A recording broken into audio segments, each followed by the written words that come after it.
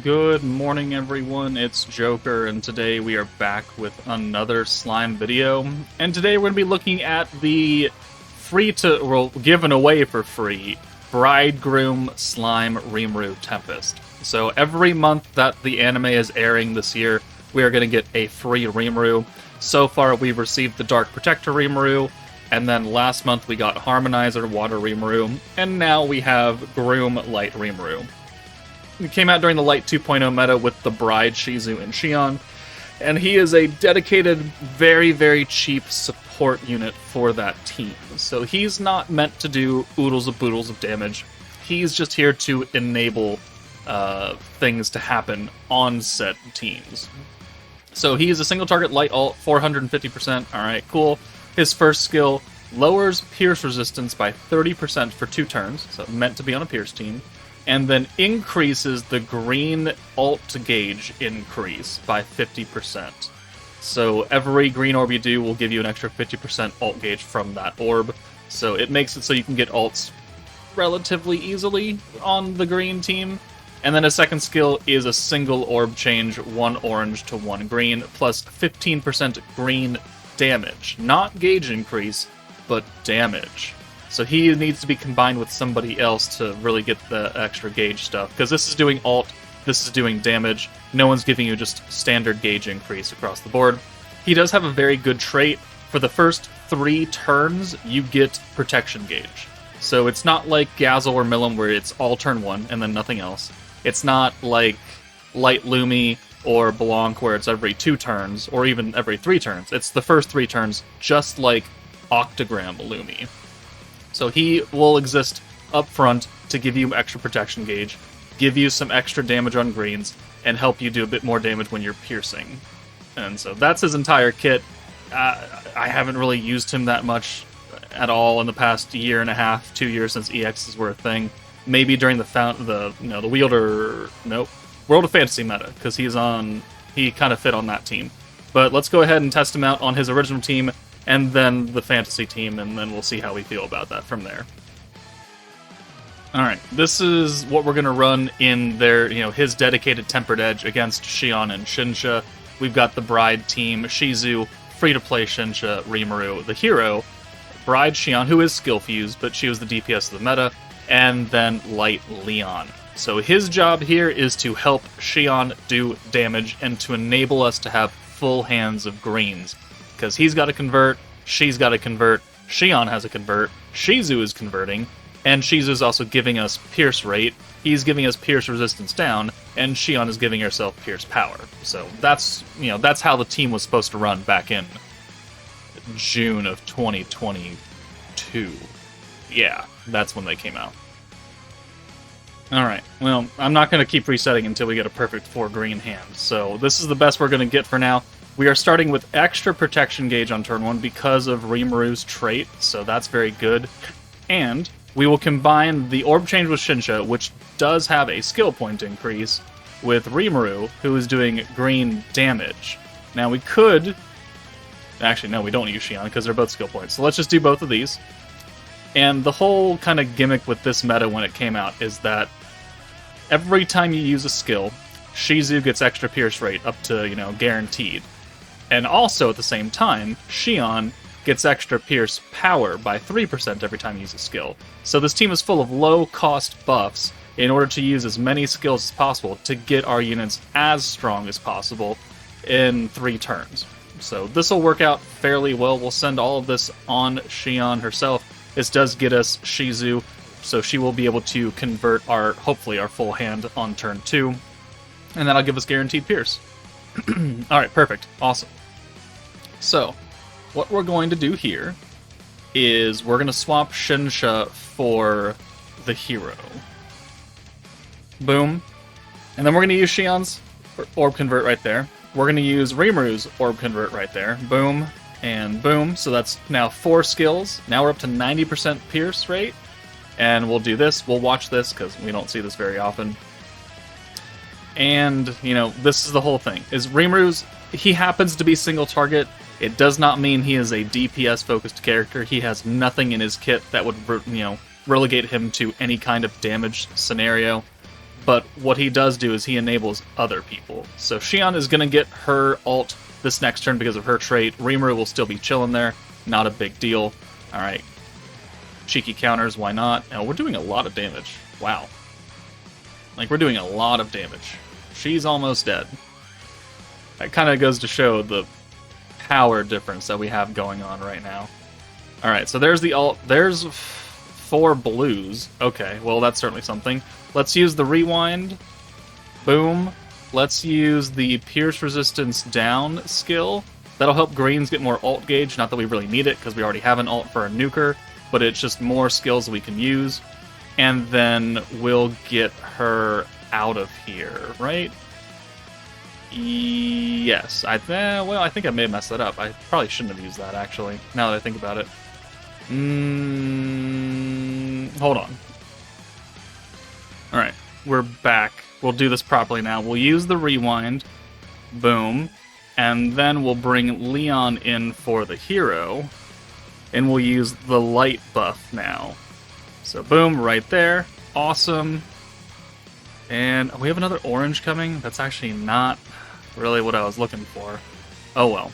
But now Shion has the light buff. We can send her away. And yeah, I guess we're going to have to deal with this. Let's use the pierce resistance down skill, because it is just another skill that we have.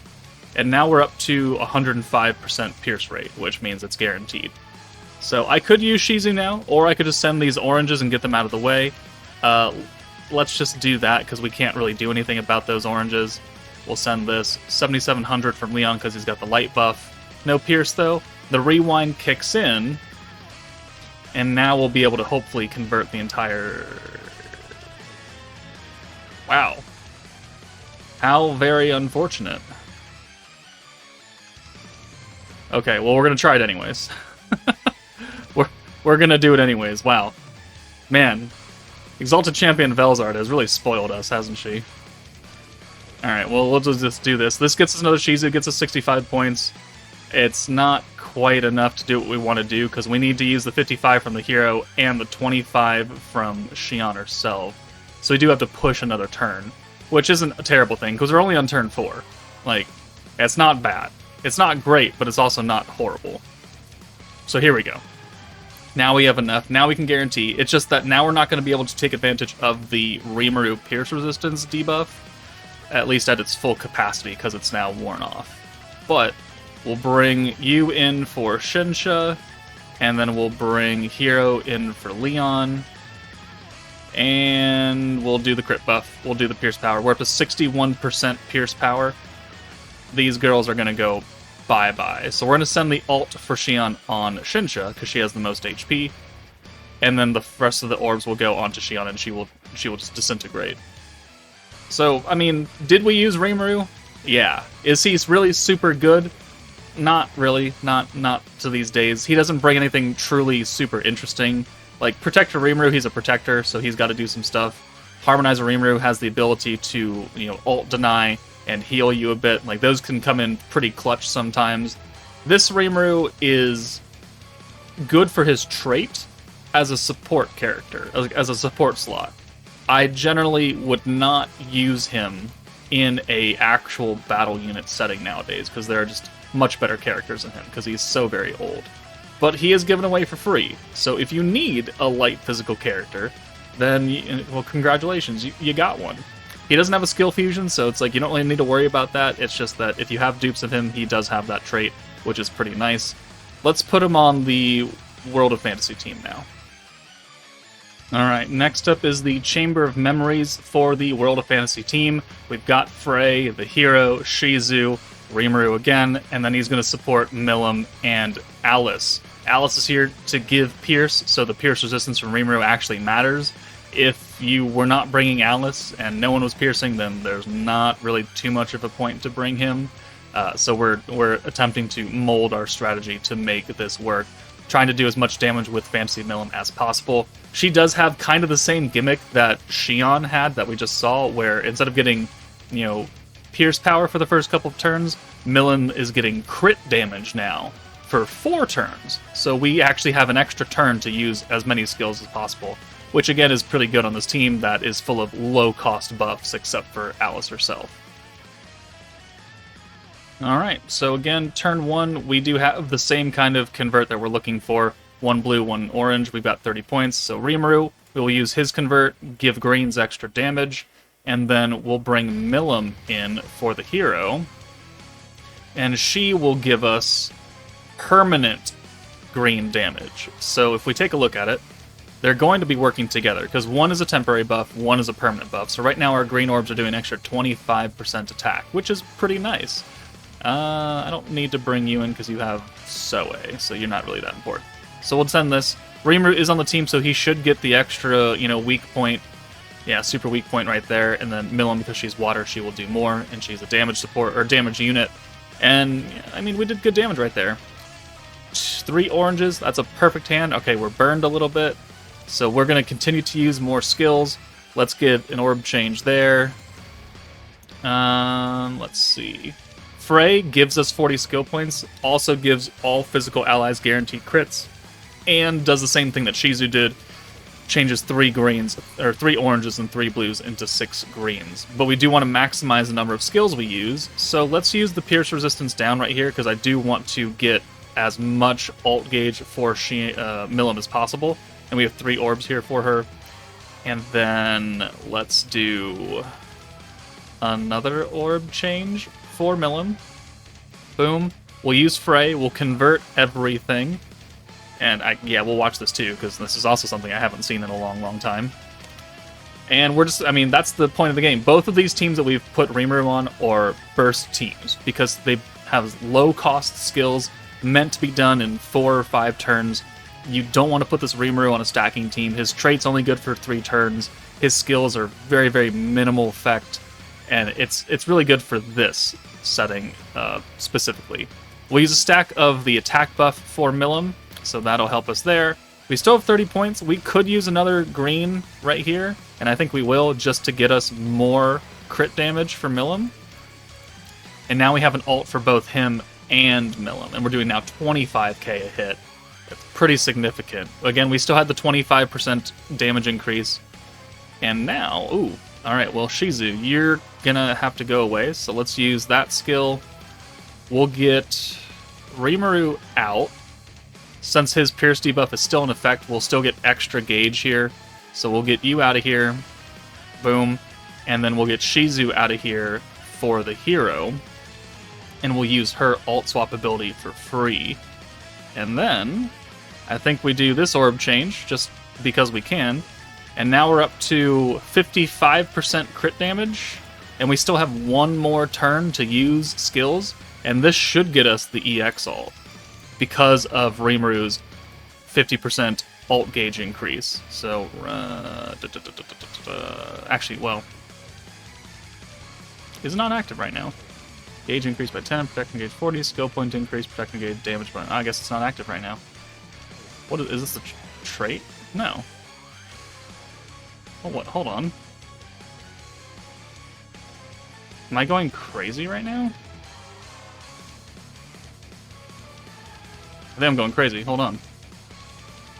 Never mind. It's a 1-turn alt gauge increase for Rimuru. I always thought it was 2 for some reason, because I thought it was 2 alongside the Pierce Resistance. Alright, well, it is what it is. We've still got what we need to use here. Nothing else really that I want to do. So we'll go ahead and send this. We're going to have 100 plus the 40 skill points. We're doing still a butt-ton of damage. And then next turn we'll nuke on turn 4. We'll just use as many skills as possible before popping Milim's own personal buff. And we'll maximize the crit damage. So let's do the resistance down. And then we'll bring in... Let's see. I think we'll bring in Rimuru. See if we can use both skills here. So let's do the Pierce, the guaranteed. And then let's give everybody guaranteed crit. And also the water resistance down from Alice is helpful too.